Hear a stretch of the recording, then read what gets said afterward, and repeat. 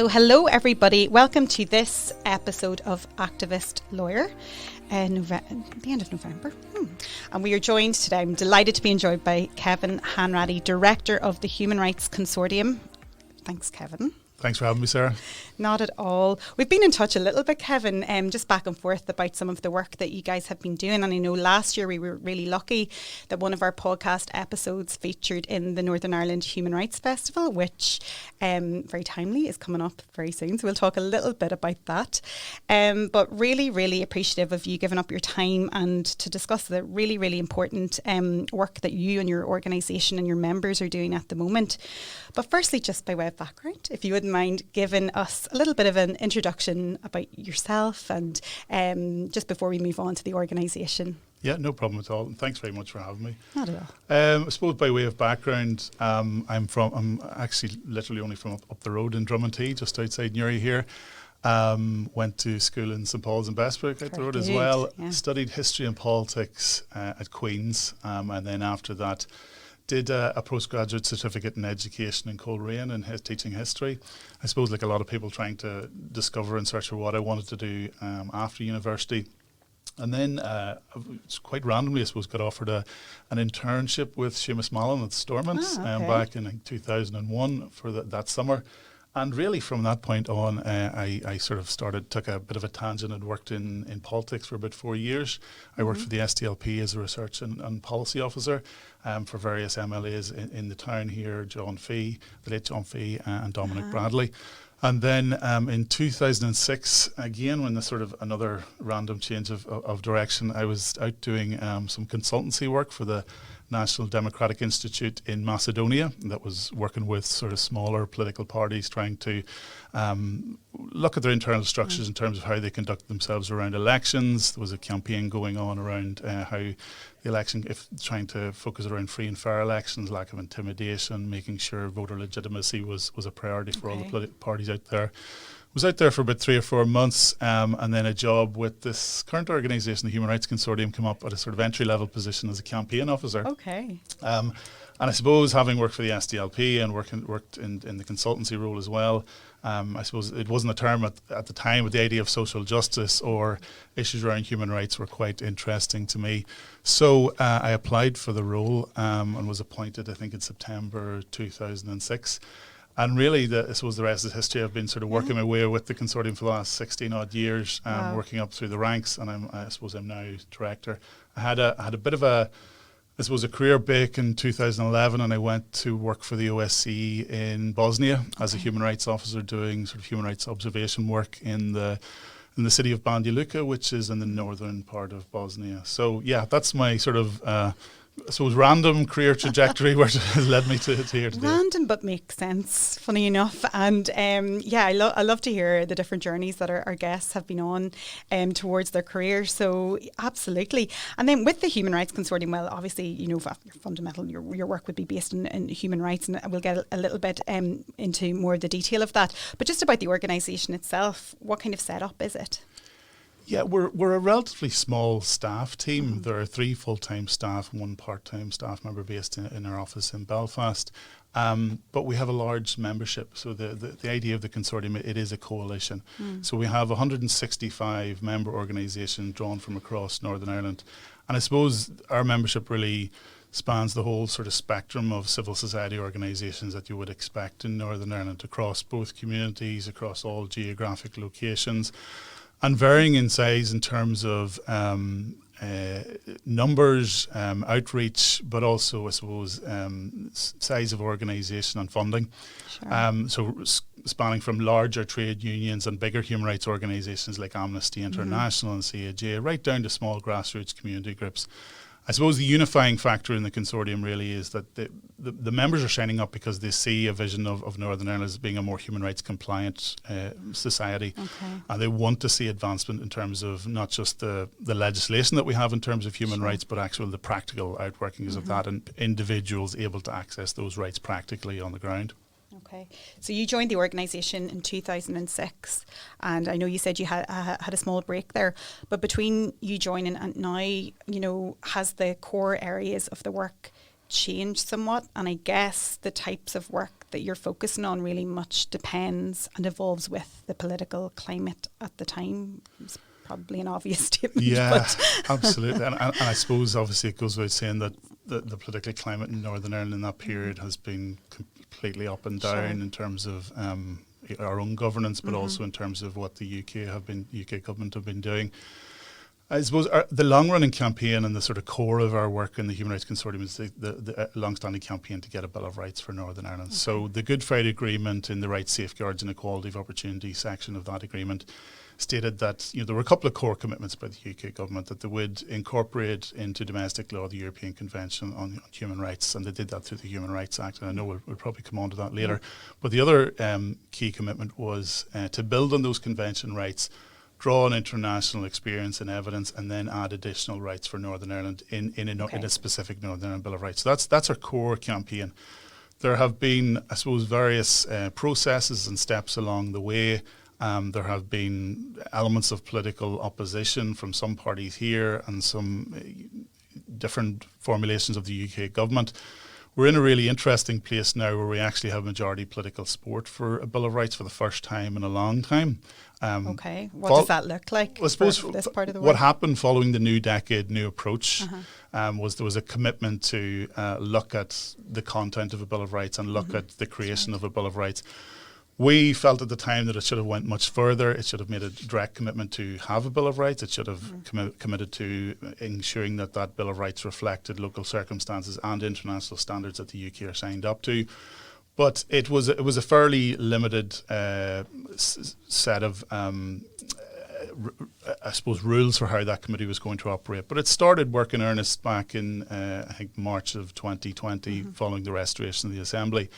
But what we saw, I think, particularly during the COVID lockdown and the influx of civil society organisations who were willing to give evidence to that committee, we saw a very strong focus on evidencing and highlighting the clear gaps that exist in terms of human rights standards in Northern Ireland. So in terms of civil and political rights, we're quite well protected in the north at the minute, at least, under the Human Rights Act. But the big gaps span the sort of international standards that cover things like social and economic rights around housing, poverty, food, education, right into sort of gender issues, CEDAW, the protection of women, gender-based issues, race, the protection of persons with disabilities, the United Nations Convention on the Rights of Persons with Disabilities, and the whole sort of spectrum of additional rights that haven't been incorporated into local law. So I think the evidence base was quite overwhelming for politicians who sat on that committee. And what we had, and this is sort of the tail end of last year, 2021, coming into early 2022, we still had opposition from the DUP, but we had sort of turned a corner with some of the other parties, and we now had the Alliance, Ulster Unionist Party, SDLP, Sinn Féin, all signed up to not only the concept of a Bill of Rights, but a Bill of Rights that was more in line with some of those progressive standards drawn from the UN principles that the UK had signed up to, but not necessarily incorporated into domestic law. So that is a real important point that we've reached, despite it taking almost 22 years to get there. We should have had a Bill of Rights a long time ago. Sure. But this is an important point. The real difficulty that we face now is that the UK government are refusing to move on this unless they get political consensus. So they want all 5 main political parties to be signed up to this. And currently that's not possible. But our view is that this effectively is handing one party a veto over progress on human rights in Northern Ireland, which is unacceptable, and they should be going with the majority. And I suppose linked to that is the important fact that there's a consistent majority of people in Northern Ireland from across both communities that have not only supported this idea now, but historically going back 10, 15, 20 years. So the polling, we conducted polling with Queen's, the Ulster University, funded by the Joseph Rowntree Charitable Trust in 2021. And again, when you ask questions about additional rights around health, around education, around food, around housing, upwards of 80+% of people across both communities are supportive of the concept of incorporating those type of rights into a Bill of Rights. And I think particularly in the back of COVID, we saw rights around health and around education being particularly important for people. And I think those statistics were particularly high in the sort of high 80s, low 90s percentage-wise. So there's an outstanding commitment there in terms of the Good Friday Agreement, but there's an overwhelming evidence base for this to be delivered. So that campaign has formed the core of our work over the last 22 years. But unfortunately, in terms of going back to your original question about the trajectory and the political context, unfortunately what we've seen is that we've also had to start to do a lot of work around fighting regression in rights in terms of the standards that we thought were brought into Northern Ireland or into the UK that we thought we could depend upon, but are now sort of gradually being eroded, certainly by the current UK government. I suppose that goes back to a period in 2012 where there was efforts to by the Conservative and Lib Dem coalition to look at the Human Rights Act and to see how they could reform or shift that. At that stage, it was around conversation about writing a UK constitution, because obviously there's an unwritten constitution in the UK. But for many people, that was a proxy for how do we undermine or remove the Human Rights Act. There was a revisiting of that concept in 2016, and now in the last 2 years, the UK government are really going for it in terms of trying to destroy the Human Rights Act. Absolutely. How frustrating is that? I mean, to just work so hard and to have the support and the evidence base there for this change, and not even, as you said, to change, but it's to retain and ensure retention of rights and fundamental, rights that we already have. A lot of those connected to the European Convention on Human Rights. So just before we spoke, we mentioned Mr. Raab, and we know that this is his baby, I think, and he's going to go full throttle with this. What can be done in terms of your campaign? What more is this a matter that you, just as Northern Ireland, is working on, or does this affect obviously the other devolved governments too? I mean, there must be more kickback than. Yeah, it affects everyone across the UK. The Human Rights Act is unusual in that it is the one sort of the one major piece of human rights legislation that applies across the UK. It was a commitment not just in the Good Friday Agreement, but it was a broader commitment as part of the devolution settlement in 1997, 1998 to incorporate the Convention rights via the Human Rights Act. And importantly, I suppose, first of all, in the context of the Good Friday Agreement, going back to that old phrase that was very prevalent in the 1990s, that idea of confidence building measures. The rights elements of the Good Friday Agreement were really important in terms of that idea of confidence building in the new institutions, to guarantee people who were taking up, I suppose, power, in mandatory coalition, that power couldn't be abused, that vetoes or the exercise of power could not be exercised, to the detriment of one community over another. So those system of safeguards, of accountability, of confidence building measures were really, really important. And core to that was the European Convention in the form of the Human Rights Act, which was written into law in 1998 and came into effect in 2000. One of the things that it did was it bound the Northern Ireland Assembly that the Assembly and the ministers had to act compatibly with the Convention rights. That was massively important, and again, that idea of building confidence, but not just at a political level, at a community level as well. That I suppose the trajectory leading up to that point in time, right from the convention being adopted in 1948, was that if you felt there was a breach of your convention rights, clearly you had to, up until 2000, take your case through to Strasbourg, which was quite a lengthy and a costly procedure. It wasn't everybody that could do that. Obviously, Northern Ireland's history in terms of the court is quite long-standing in terms of some of the Article 2 and 3 cases that were taken to Strasbourg, which really set the bar for Article 2 and 3 interpretation by the court. But it wasn't every case was capable of going that far, being funded to go that far. So the idea behind the convention was really to bring rights home and make them accessible to people, make public authorities accountable for acting compatibly with the rights. And what we're seeing clearly at the minute is, instead of taking rights home, is clearly booting them out, or setting a fire under them, really, because all of that progress in the last 22 years to make public authorities accountable for the performance on the convention rights is going to be quite frankly eroded and chucked in a bin by some of the measures that have been suggested in the UK government are framing it as a UK Bill of Rights. We've dubbed it the Rights Removal Bill, because that's essentially what it is. It will take many of those hard-won rights and sort of and scrap them. Yeah, and just in terms of, I know this isn't important, regardless, they're going to go ahead with it, it seems. But the ideology behind it, is it Brexit driven? Do you think? I know this was a pre-Brexit notion. You mentioned 2012 there, Theresa May's government were pushing this forward. But do we think that is spurring it on to have this complete disconnect from the convention? I mean, we've seen the convention completely torn to shreds over the last few months, in particular with this cabinet. So. Yeah, I think there certainly seems to be a backlash against the idea of any sort of outside interference, and what they would dub interference, we would call accountability. So I think there's an ideological opposition to the idea of sort of third party accountability, certainly at an international or regional level.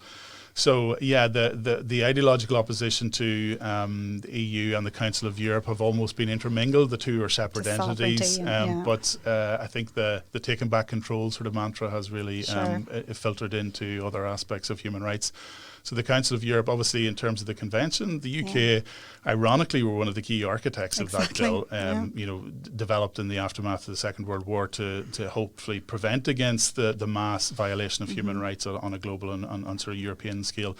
To now flash forward to a situation where they're not only tearing that convention up, but they're openly critiquing it, critiquing judges and lawyers and attacking them for using the very things that are upholding the rule of law in this country and upholding human rights. So it's a really worrying situation in terms of where we're at. It really is. And just staying on that point, I guess, with Brexit, I suppose we're up here and we're out of the EU. Our neighbours, Ireland, are in the EU. We have, our unique little position in the world here, Irish citizens, British Irish, or both, whatever you might be. How do you see, it's almost like a two-tier system, is it? Or maybe that's the wrong way to describe it, because I know they're both two different jurisdictions. But it seems that, Irish citizens and people in the Republic of Ireland, not just Irish citizens, but, have this whole extra body of rights to rely on that will potentially be eroded, and already that process has started here. I mean, that seems to me... Yeah, I think the referendum, it took everybody completely by surprise. But for organisations like ourselves, I think that we were immediately on the back foot in terms of trying to catch up around what the risk to rights were. So we spent quite a bit of time trying to analyse the sort of, I suppose, the scope of EU law and how it filters across human rights protections. And we always say that if in 1998 the EU membership didn't exist, if there wasn't the single market there, if there wasn't open border, if the rights and standards that existed as part of our membership of the EU weren't in existence, that we would have had to fundamentally alter what the Good Friday Agreement looked like, because the Good Friday Agreement was written on the basis of us being, on the assumption, I suppose, of us all being part of an EU member state. So that idea of freedom of movement,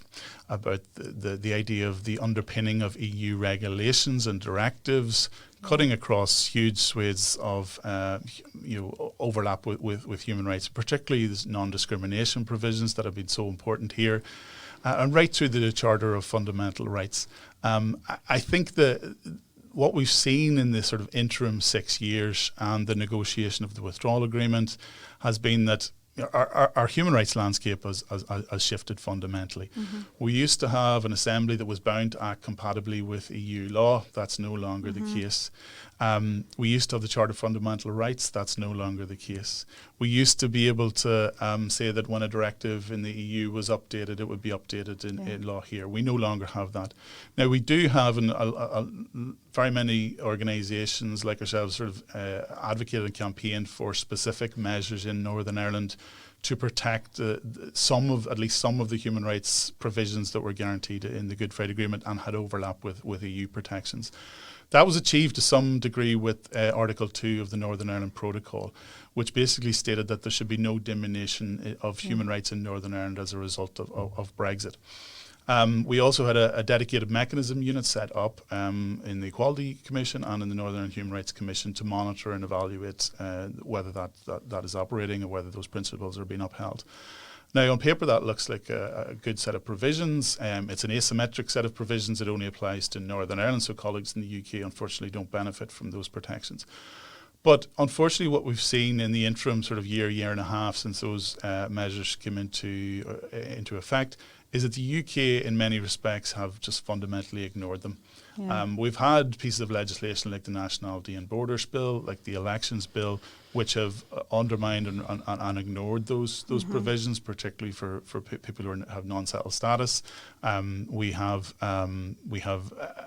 actions like the Northern Ireland Protocol Bill, which, on face value look like they're only dealing with trade and regulation issues on the Irish border, but potentially undermine the role of the European Court or European Court of Justice in supervising the Article 2 powers. Yeah. And in Article 2, there's also a provision, there's Annex 1, which lists 4 or 5 equality directives around non-discrimination that are historically brought over from the EU.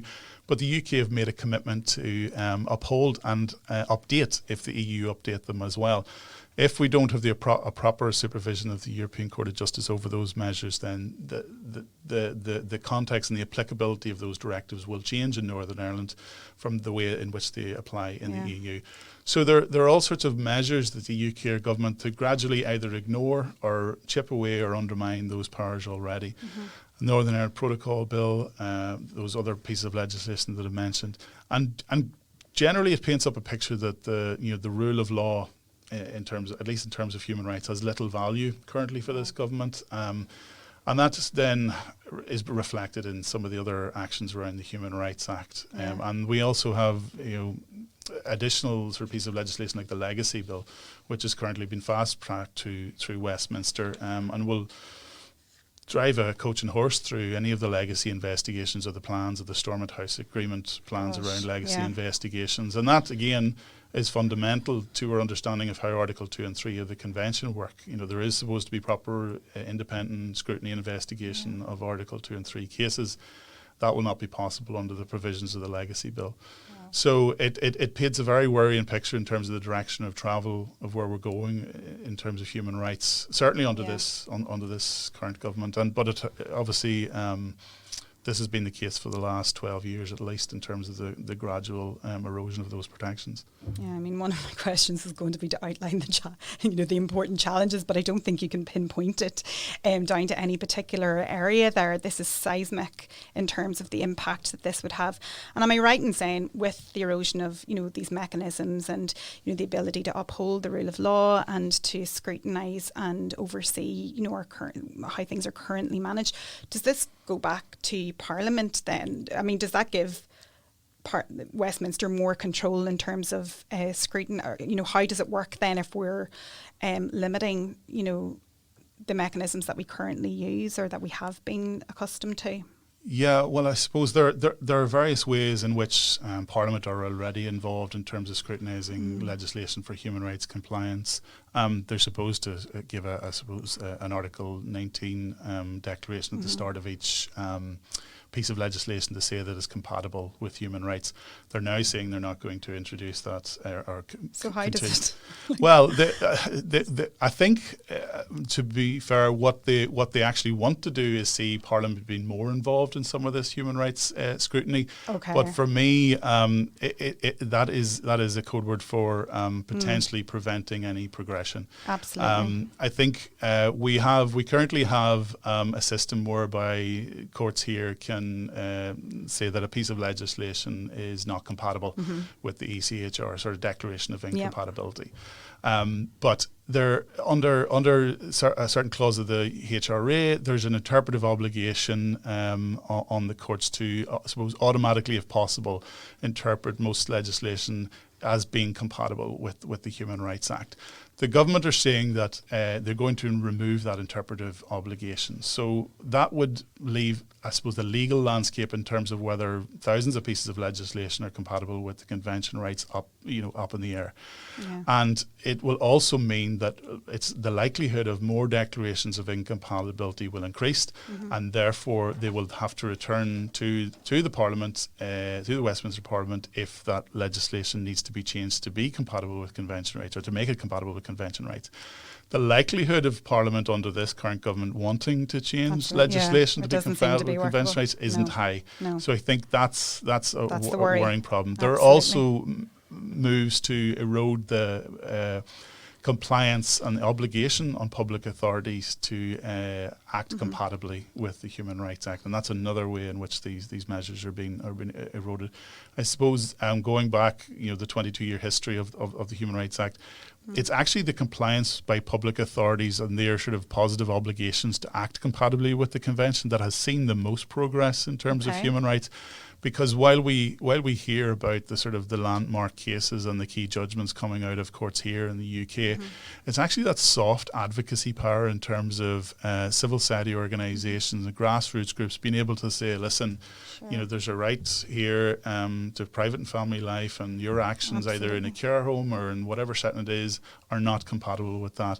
And not in every case, obviously, but in a lot of cases, that sort of soft advocacy and lobbying power and using the Human Rights Act as a tool has been very effective. So again, the measures that this government are proposing to introduce would sort of cut the feet out from under that sort of obligation of public authorities to either ignore that obligation or to change it, and really that will diminish the power of our access to the convention rights.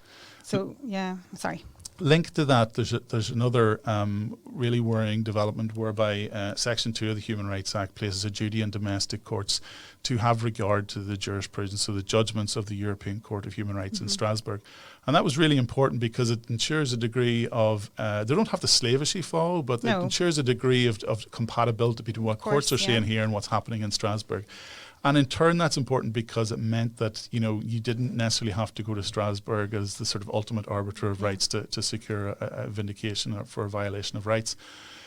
If this measure is introduced and that linkage is broken, and the UK government are determined to bring it back to a sort of black letter sort of reading of what the text says, not as a living instrument that develops over time, but what it meant then and what it directly means, then that will fundamentally alter how the convention applies. It will limit its interpretation. It will limit people's access to a broader, the living instrument document idea of the convention, and in turn will mean that there's more likelihood of the UK being in violation of what Strasbourg say or at odds with what Strasbourg say. So that is going to be, if this goes through, that's going to be the next fight. Absolutely. So they're going to put people in a collision court domestically, not to be able to use access to convention rights domestically, which will force them to go to Strasbourg, and then that will be the next fight with Strasbourg, where they will be no doubt complaining that these foreign judges are telling us what to do. Well, it's because they've denied access to convention rights at a domestic level, and that was the idea of the Human Rights Act in the first place. Oh my goodness! So it's really worrying in terms of where not just what's happening in terms of people's lives, but where it's setting us up for the next political fight and the next ideological battle or foe sort of argument at a European level. But the impact on the ground is that people's access to rights will be fundamentally reduced. I mean, it impacts on so many levels. Even just at a Good Friday Agreement level, there was the commitment to incorporate the convention rights. But it wasn't just that. It was a commitment of access to the convention, that the Assembly would act compatibly with it, and that there would be remedies for breach of the convention available to individuals. Now, what the current government will tell us is that, well, we're going to replicate the convention rights, and they'll still be there. And that will mean that they're still compliant with the Good Friday Agreement. In their eyes. In their eyes, they think that. But if you fundamentally alter how the convention rights have been accessible, the level of protection enjoyed under the convention since 2002, then you fundamentally alter people's access to the rights. Plus, they're also introducing a new permission stage, whereby a person has to show or evidence serious disadvantage before a case can proceed under the Human Rights Act. Now, that is a measure that will limit people's access to the courts and to those remedies as outlined, not only in the convention, but in the Good Friday Agreement as well. So the UK government are on a trajectory where they'll say they're going to incorporate the convention rights, but in terms of compliance with the Good Friday Agreement, they'll be completely at odds with it. Wow. So obviously huge implications for Northern Ireland. But with this, because it's UK-wide and it's going to impact everybody, do you liaise with your colleagues or counterparts across the UK on this? Because it seems to me to be so overwhelmingly important and fundamental to all of us. Absolutely. How does that work? Yeah, it's such a horrible piece of legislation. It really is. And it has the potential to violate so many people's rights and remove access to rights, that there is what I can only call a mass mobilisation across the UK at a civil society level to resist this piece of legislation. In terms of process, what has happened, it was shelved in September when Liz Truss became Prime Minister and Dominic Raab exited the scene as Justice Secretary.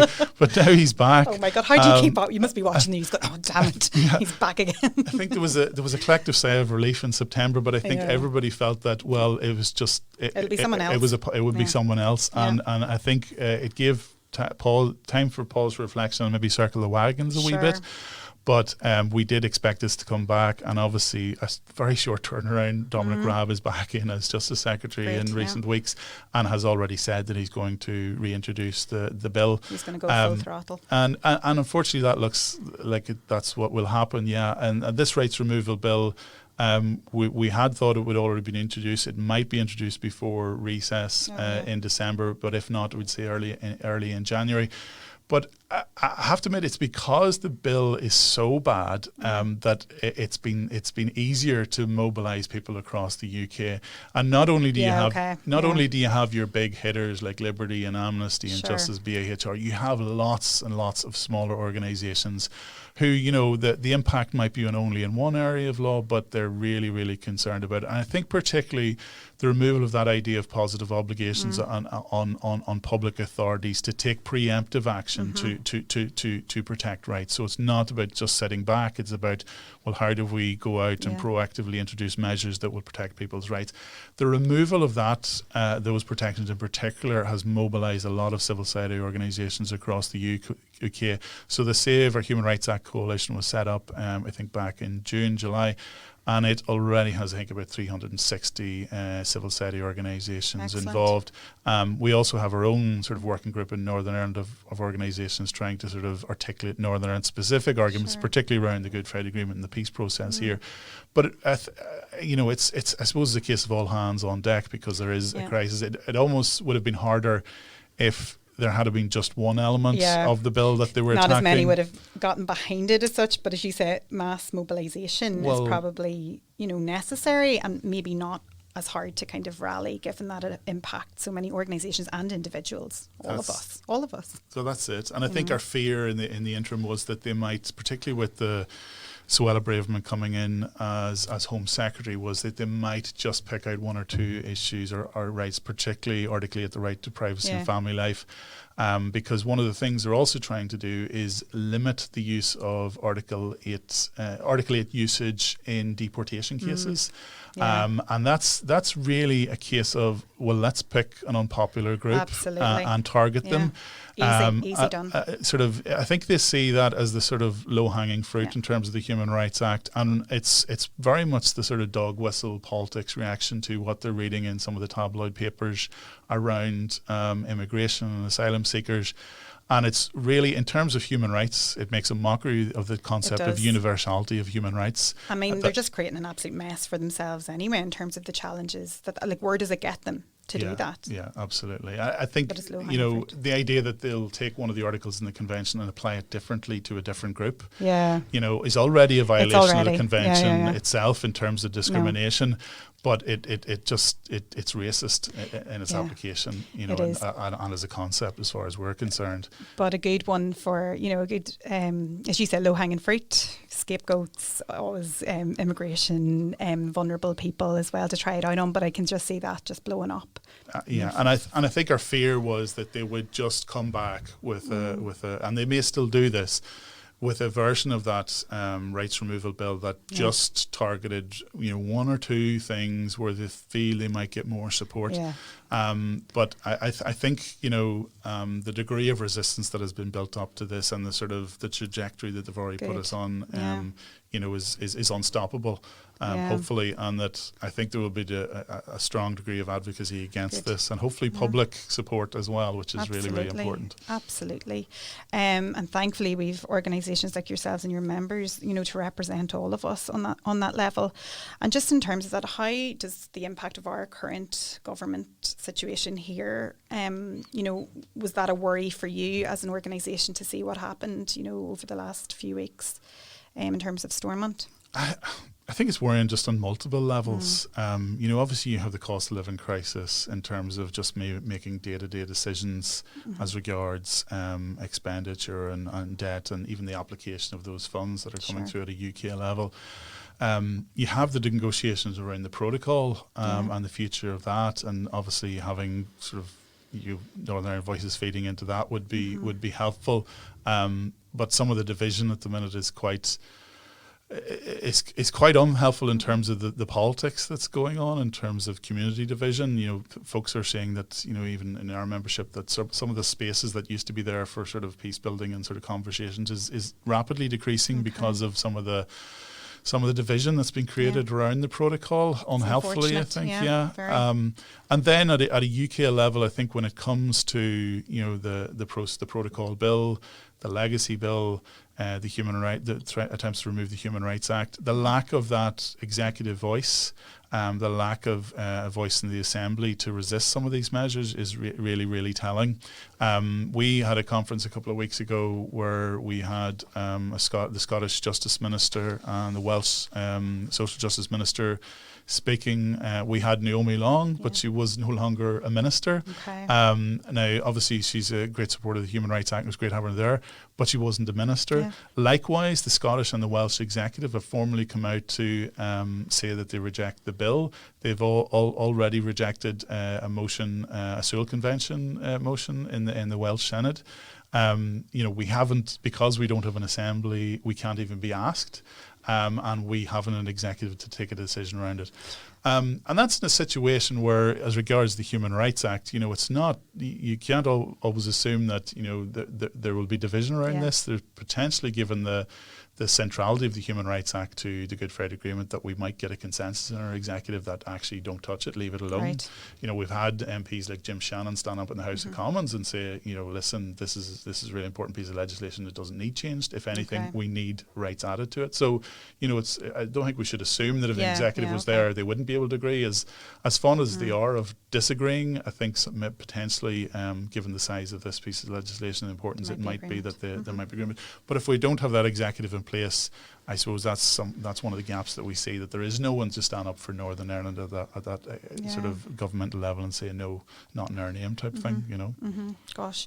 And just in terms of strategising and planning ahead, how does it work for your organisation now? I mean, the future seems to have been uncertain since as far as I can remember. I just can't remember having any certainty in the last while anyway.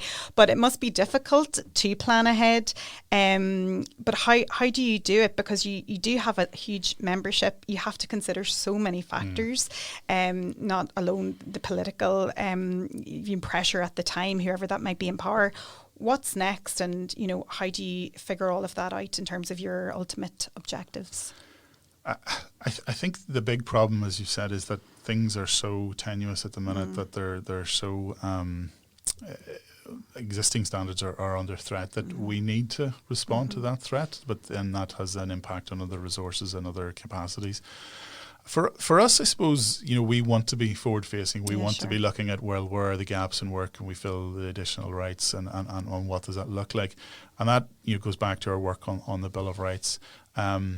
And I think our members, particularly in civil society, that's where they want to see things moving as well. I think COVID and the cost of living crisis has really crystallised in people's minds the fact that, you know, old traditional sort of worn out arguments about, you know, the cost of, you know, additional rights, or we can't afford to, you know, implement sort of, you know, even things around destitution or homelessness or housing.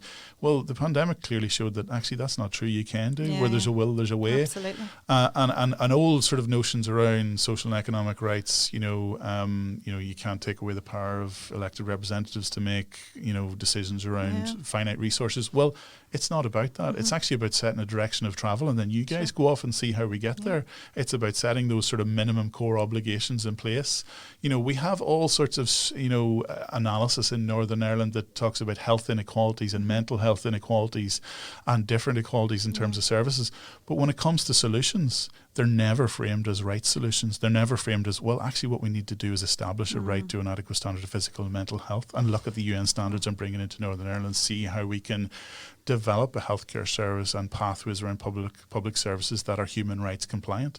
And that's all people are asking for. It's about having human rights compliant decision making. Sure.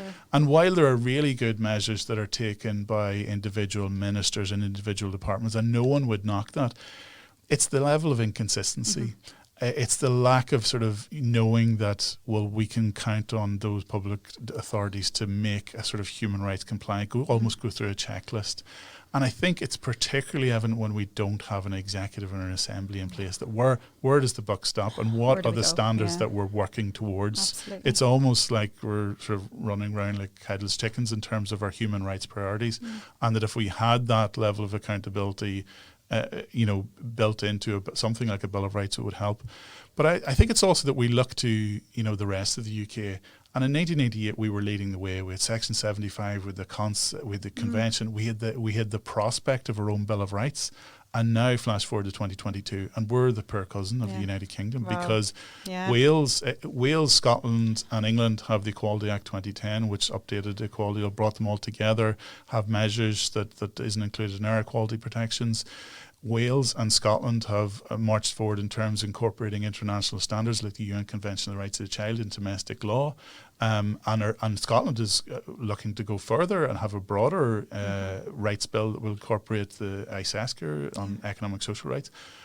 Yet in Northern Ireland, we're still stuck in the idea of whether we'll have a Bill of Rights or not. As I said, we've turned a page. We have majority political support for that, but we're still being resisted with this old chestnut of, well, no, we need political consensus. And across the parties. So it's really, I suppose for us, we would like to sort of follow suit and look at that Scottish and Welsh model and see, well, if they're not going to give us a Bill of Rights, can we adopt the UNCRC or UNCRPD into domestic law? It won't go as far as the Bill of Rights because, the Bill of Rights was to be Westminster legislation and bind Westminster in terms of what it does in Northern Ireland to be compatible with those international standards, whereas a domestic piece of legislation would only bind the Assembly. So there's a difference. But if they're saying, no Bill of Rights, well, in the interim, give us those, there should be no barrier to adopting it. So I think that is the challenge for our elected representatives now. To not only, obviously, if we get the Assembly restored, there is an option to do that in the interim while we're hoping to develop a broader Bill of Rights. But it doesn't help if the floor is being cut out from under us in terms of the convention rights and some of the protocol protections that we thought were the basis for moving onwards, because clearly the direction of travel is backwards rather than forwards. Gosh, oh my goodness, it's just so overwhelming, isn't it? And startling just to hear where we're at, even in the context of the other devolved governments as well. Yeah, so another area of our work that we try to focus on with our members is the UK's obligations under international standards. So every member state of the United Nations signs up to a range, or has the option of signing up to a range of what are effectively human rights treaties. So there are a range of covenants. I mentioned some of them already, but they range from issue-specific areas like persons with disabilities, discrimination against women, the Convention on the Rights of the Child, right up to sort of covenants dealing with economic and social rights and civil and political rights. These treaties are really important, I suppose, because they sort of set the standard and set the bar internationally for the type of rights that most societies sort of should aspire to adopting within their laws domestically. Some of the rights, the civil and political rights, like ICCPR, many of the provisions of that treaty will already be adopted into domestic law in the UK via the Human Rights Act that we've been talking about. But there are other provisions, in fact, most of the other treaties that aren't adopted into domestic law. And the UK is in a particular situation where it has a dualist system of incorporation, whereby it can sign up to a treaty but it doesn't have domestic effect in its domestic law unless it's specifically adopted in a separate piece of legislation through Westminster. Other countries have mono systems whereby if they sign up to a treaty on an international level, it's automatically accessible in their courts to its citizens. The difficulty then that this leaves us in is that, we clearly then have gaps in our rights in terms of what the ideal is and what the current situation is on the ground. A long-running campaign for us has been obviously the Bill of Rights, and we'd feel that the gaps in terms of the Bill of Rights that it could fill are those suite of international standards. And in lieu of being able to realise or access those rights via domestic legislation, one way in which the UK can be held to account for its performance under those treaties, because it has a political obligation to the UN to realise, to give effect to those treaties, those treaty provisions in its domestic jurisdiction. And one of the ways it can be held to account is by what's called a treaty monitoring process at the UN. So this is, I suppose, it's a cyclical process whereby every 4 to 5 years, the UK is reviewed for its performance under each of those covenants. Yeah. And what happens is the state party is supposed to consult with civil society and the public around what has happened, how are these rights being realised, what can they do better. They then draft a state party report and submit it to the UN. The UN has a committee for each of the treaties. It draws together 3 or 4 of those individuals in a pre-sessional working group. Those individuals come up with a list of questions, and they do so informed by shadow reports or parallel reports that are submitted by civil society. And that's often where we come in. We do training with civil society organisations around that process, around working in the UN and submitting to the UN and drafting those parallel reports.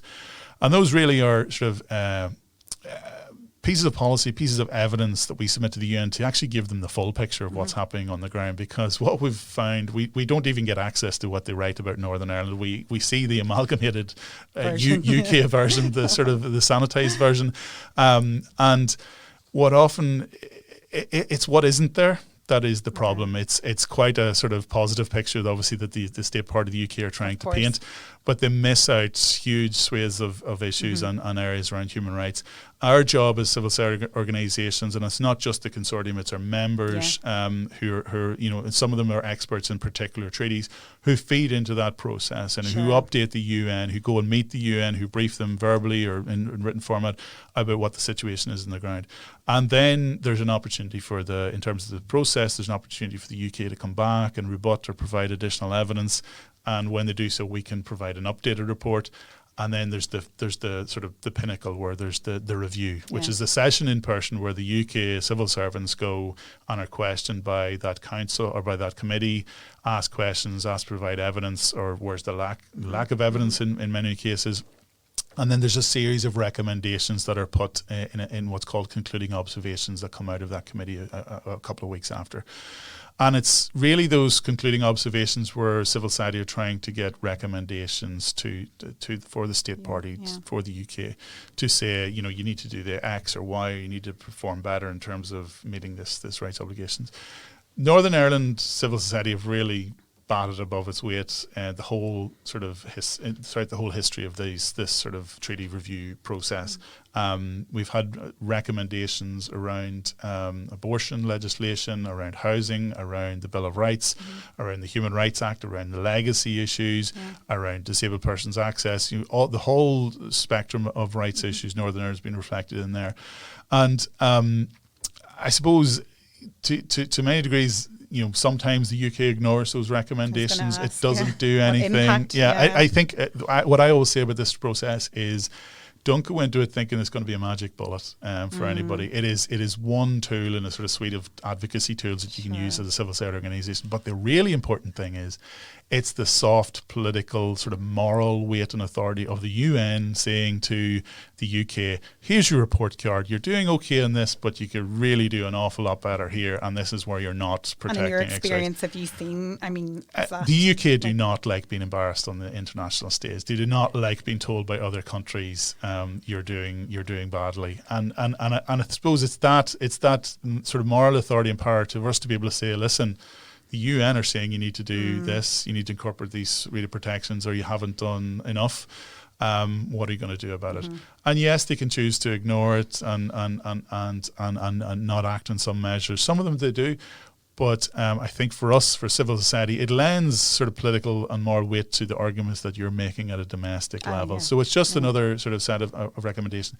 You also in that sort of, there's also special measures as part of the UN system as well, whereby they have a thing called special rapporteurs who come and who have like either country-specific mandates or have issue-specific mandates. So we had Philip Alston, who was the special rapporteur on extreme poverty, came to the UK in 2019. We hosted him in Belfast, took him around, met trade unions, met law centres, folks that worked on social security, all of the sort of housing in North Belfast.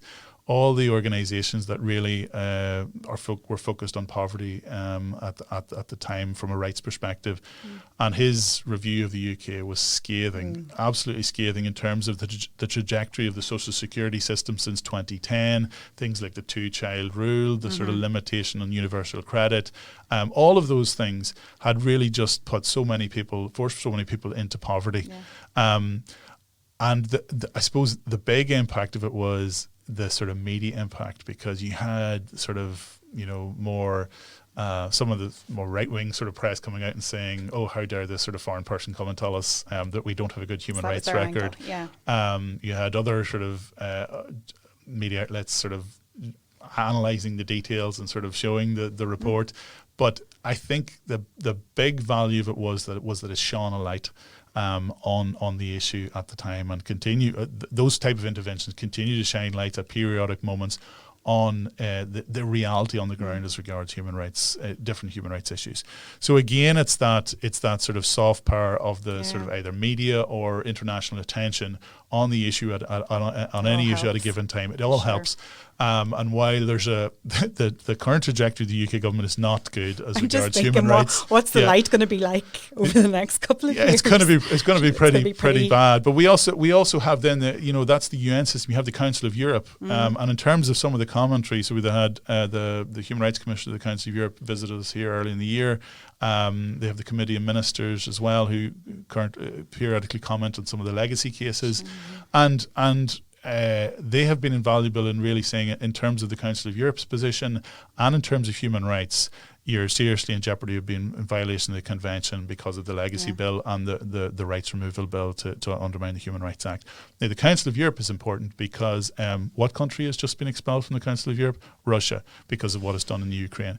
So if the Council of Europe are saying you have a bad human rights record and they've expelled Russia, then it doesn't look good for the UK. Does not. So I think those points of political sort of international pressure help. They're not a solution in and of themselves, but they help in terms of advocacy. And I think it's why it's important that the civil society get involved and have their voices heard. So the UK has just been reviewed under the Universal Periodic Review, so that's a slightly different system where all member states themselves ask questions on a particular issue or across the board, across all the human rights issues and the Universal Declaration and all the commitments. Now, it tends to be slightly more sort of like hands off and more polite because they don't sort of critique as much.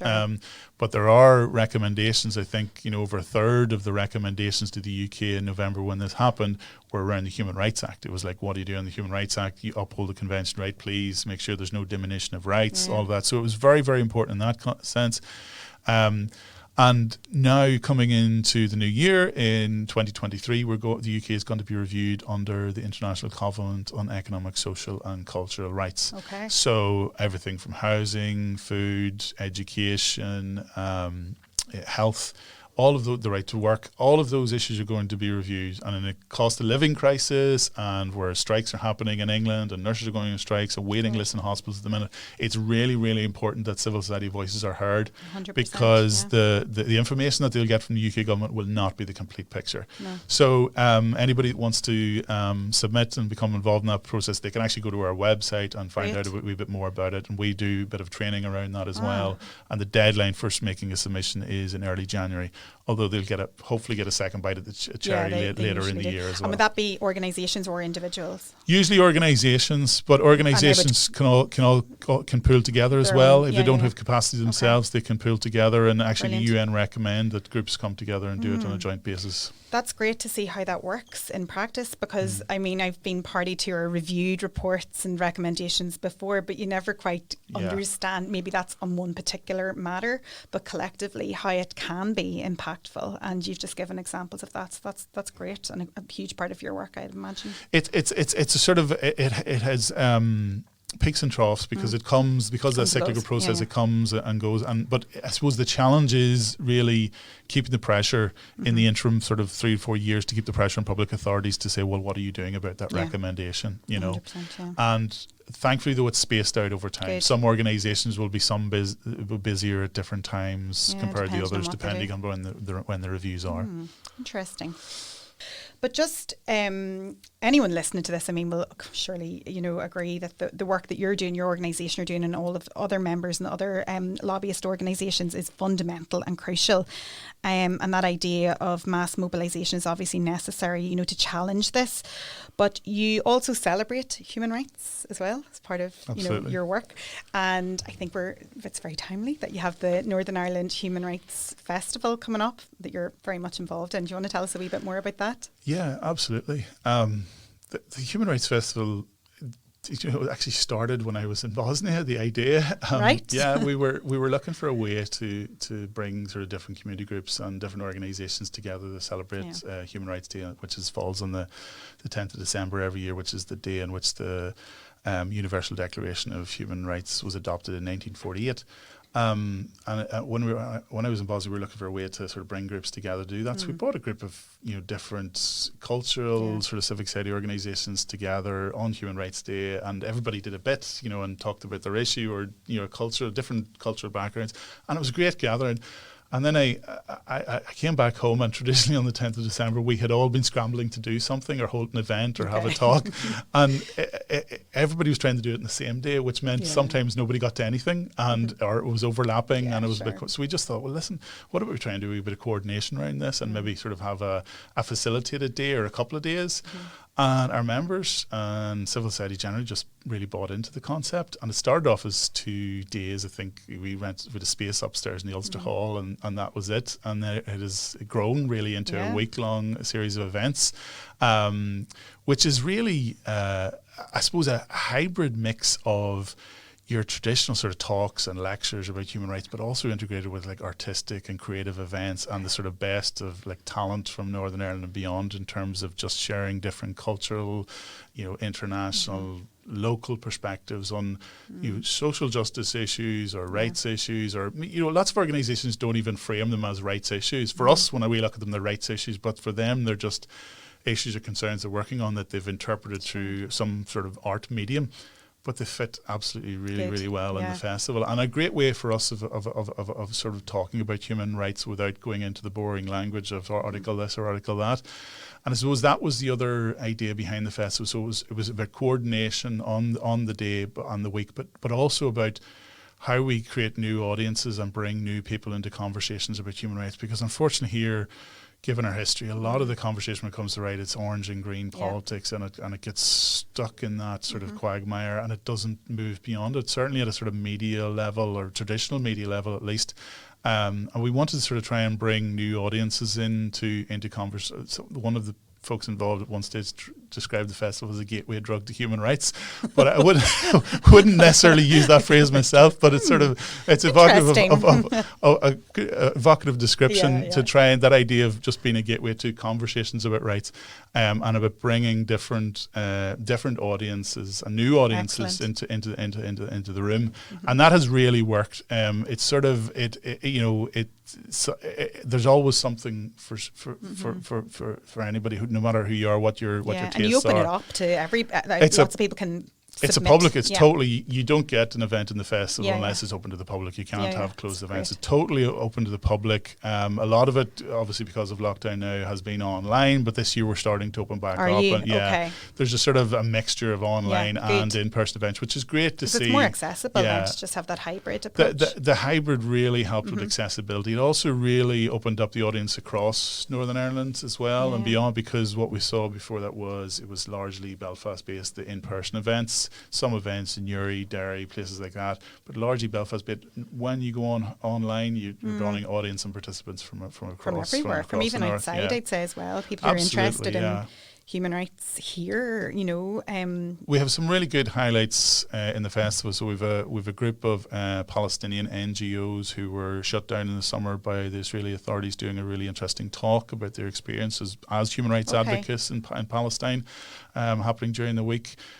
We have a debate around the conversation around the Human Rights Act with that Save Our Human Rights Act in, coalition. Everybody. You'll already be well briefed on it. Next week as well, we have a conversation around where rights sit in the conversation around constitutional change in Northern Ireland. So we've been joined by some academics at Queen's and some NGOs from Dublin and from Belfast in a conversation about that. We have a family day on the Saturday the 10th of December in the Black Box, which is always great fun for kids. So come along.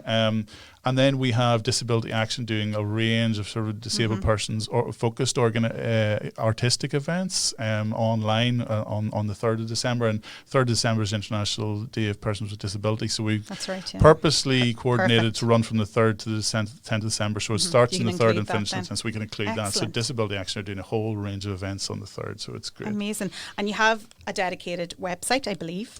Yeah, dedicated website, nihrf.com. So folks can go and visit that, and I think everything. If everything's not up there at the minute, everything will be added to, and then over the next day. And some folks are still coming in with events to give it to it. So there's a bit of something for everybody there, hopefully. Because last year I think it was all online, wasn't it? It was all online. It was all online the year before. Or was it the year before too? Because of COVID. But right, that's really interesting. So definitely check that out. I had looked at it, but again, just to have a proper wee look to see what's there. And the family day sounds really interesting as well for anyone with kids. Bring them along and get them interested. And even for kids, if you can't get along, there's pre-recorded stuff like there's story time stories about human rights pre-recorded by some of our human rights commissioners who recorded brilliant. it. There's also like colouring in things about human rights you can download, and so there's lots for kids as well. We try and sort of have the family day and that on-demand section, particularly for kids as well. Love that. That's fantastic. Wow. Well, like lots going on there and in your work in general. But just finally to tie everything up, and I feel like this is a bit of a foolish question to ask you, given everything that you've just discussed, but activism. We're all about, obviously, the law and activist lawyers here who, that it ties in. The theme of this podcast really does tie into what you've just discussed in terms of the attacks on the legal profession, tied up into this whole diminution of rights and the Human Rights Act, etc., etc.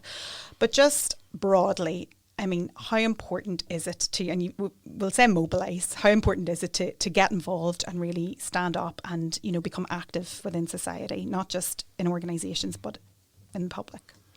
I think it's really important. I think, sometimes it's easy to assume that someone else is standing up or someone else is involved in conversations that are important. I think there's also danger at the minute that some of the reactions that we're seeing to, campaigns for equality or equal treatment are being dismissed, are being sidelined as, either wokeism or some sort of liberal or lefty campaign.